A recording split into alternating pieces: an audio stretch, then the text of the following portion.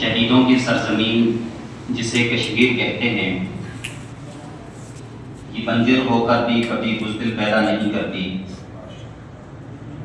میرا تعلق بھی اسی وادی سے ہے اور آزادی کی قیمت وہی لوگ جانتے ہیں جو محکوم ہوتے ہیں۔ آنکھوں کی روشنی کا اندازہ اس شخص کو ہوتا ہے جو آنکھوں سے محروم ہوتا ہے۔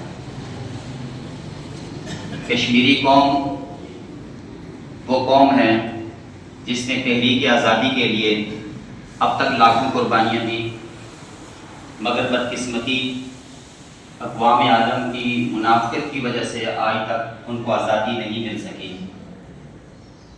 میرا تعلق پاکستان عوامی تحریک سے ہے اور کشمیر کے حوالے سے شیخ الاسلام ڈاکٹر محمد طاہر القادری کا جو موقف ہے کہ کشمیر کشمیریوں کا ہے، کشمیری یہ فیصلہ کریں گے کہ کیا ان کو آزادی چاہیے، کیا وہ ہندوستان کے ساتھ رہنا چاہتے ہیں یا وہ پاکستان کے ساتھ الحاق کرنا چاہتے ہیں۔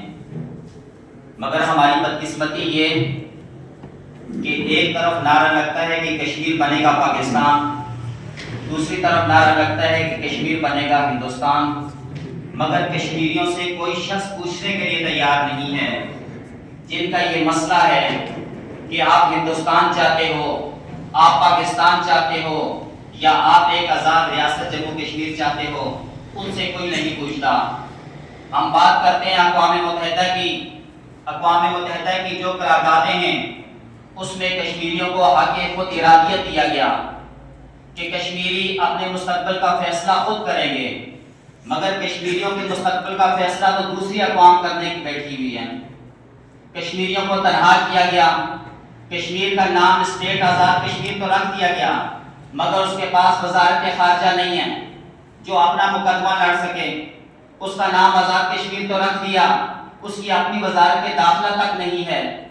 پاکستان کا ایک سیکرٹری ریاست جموں کشمیر کو چلاتا ہے۔ یہ بتائیے کہ جب آپ سب اس کے ہاتھ پاؤں کاٹ دیں گے، میری وکالت میں جو دکھ سمجھ سکتا ہوں، میں جو پیش کر سکتا ہوں اور کوئی نہیں کر سکتا۔ ہم نے پاکستان کو اپنا وکیل مانا، ہم نے پاکستان کو بڑا بھائی کہہ کر آگے کیا، مگر بدقسمتی یہ کہ آپ دیکھیں 2019 کے بعد جب ہماری خصوصی حیثیت کو ہندوستان نے ختم کیا، آرٹیکل کو ختم کر کے ہمیں بھارت کے اندر ضم کیا گیا، تو اس کے بعد ہمیں کبھی کہا گیا کھڑے ہو جاؤ 10 منٹ کے لیے، کبھی کہا بیٹھ جاؤ 10 منٹ کے لیے، اور اس کے بعد پی ٹی وی کے اندر سے نیوز ختم ہوگی کشمیر کی۔ اب مجھے یہ بتائیے 3 4 5 سال ہو گئے ہم نے کشمیریوں کے لیے کیا کیا؟ میں تو سلام پیش کرتا ہوں قاضی حسین احمد کو جنہوں نے 5 فروری ہمیں دے کر تو یہاں سے گئے، مگر سوال یہ پیدا ہوتا ہے کیا جب 22 کشمیری اذان دیتے ہوئے شہید ہوئے تھے، ایک دن ان کا منانا شروع کر دیا، مقبول بٹ شہید ہوئے، ایک دن اس کا منانا شروع کر دیا، ایک دن یوم یکجہتی کشمیر منانا شروع کر دیا، کیا ہم قربانیاں صرف دن منانے کے لیے دیتے ہیں؟ آپ دن مناتے رہیں، وہ ہمیں شہید کرتے رہیں گے، وہ عصمتیں لوٹتے رہیں گے، وہ قبضہ کرتے رہیں گے، یہ بتائیے کہ ہم دن منانے کے سے آگے کتنے نکلیں گے؟